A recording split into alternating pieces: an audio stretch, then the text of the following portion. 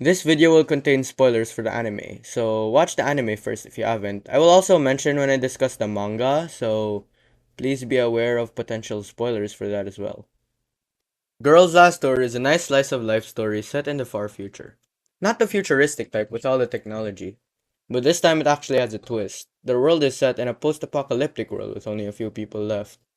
And the story primarily begins with two young girls, Chito and Yuri.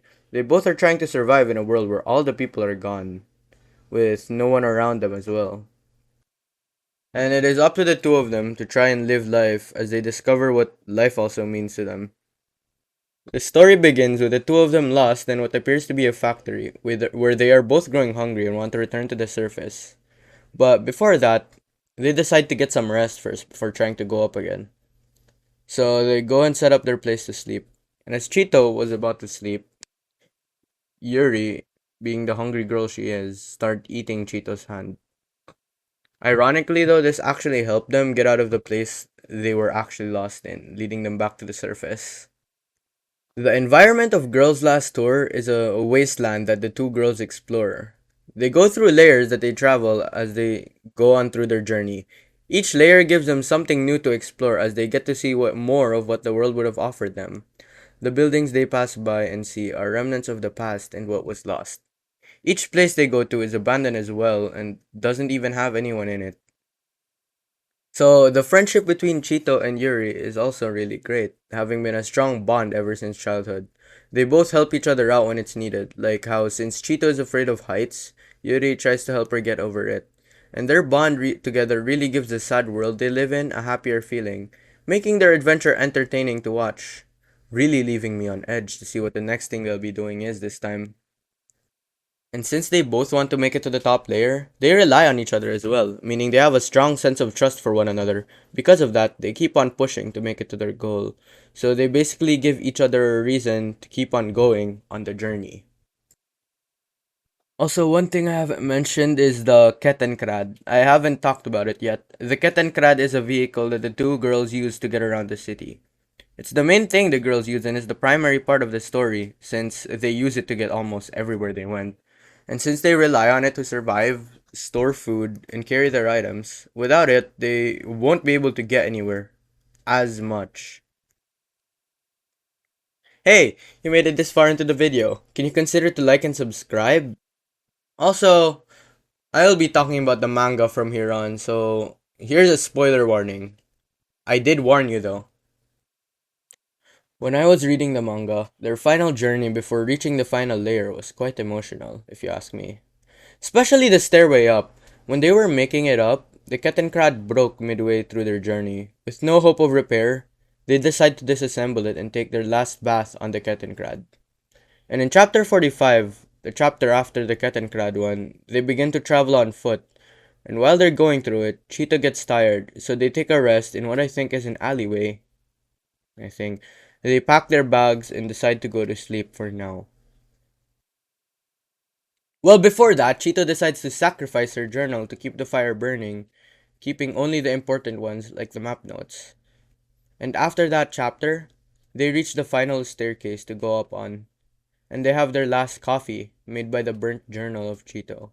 Then while they go upstairs, the lantern runs out of fuel, and since they don't want to use the stove's fuel, they decide to proceed in the dark while holding hands together.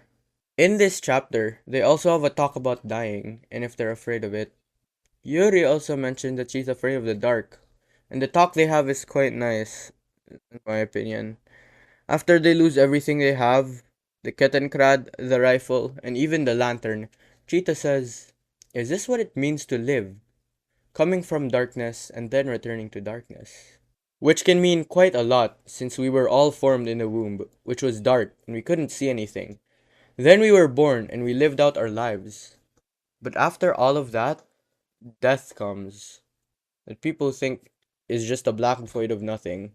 Since we can't see after we die, we lose our senses, our vision, our hearing, our touch, and our taste too, which in a way is returning back to the darkness. Anyways, after that, the talk Chito and Yuri have is quite wholesome near the end, I'd say. And at the final chapter, they reach the top at last. And the first thing they see is a black slab, which they go there and decide to celebrate with drinking, well, water since they ran out of food. And in the end, they take off their helmets since there's really no more hazards to fall on their heads anymore. And Chito kind of regrets her decision, rethinking if she wants to die yet. And then Yuri decides to start a snowball fight and says to her that they don't know why they were born and why it's just the two of them left in the world. But then she drops a quote.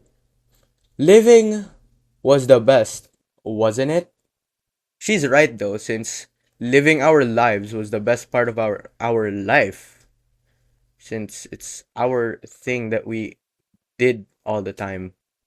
We got to do anything we wanted most of the time too. And it really brought us the most joy. But Chito was scared since she would die without knowing anything about this world.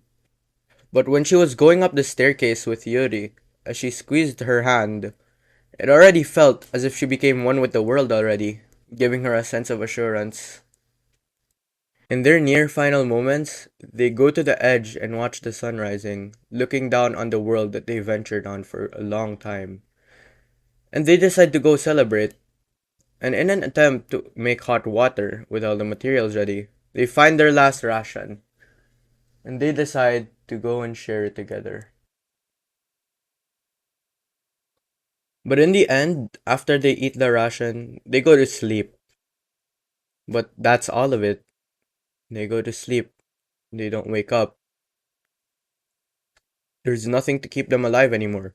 Food, water, nothing. So it seems they're deceased. But in the end, they were okay with that since they were happy with their life and they lived it to their fullest.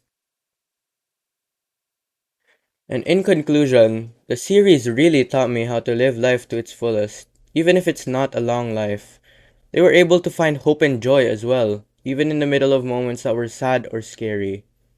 This series will forever leave a lasting mark on me, since it was one of the most enjoyable things that I have read. Oh, hey, you made it to the end of the video, and I hope you enjoyed it as well. I'm surprised you actually made it this far, so if you did, can you consider liking and subscribing? Since I need views as well, bro. Please.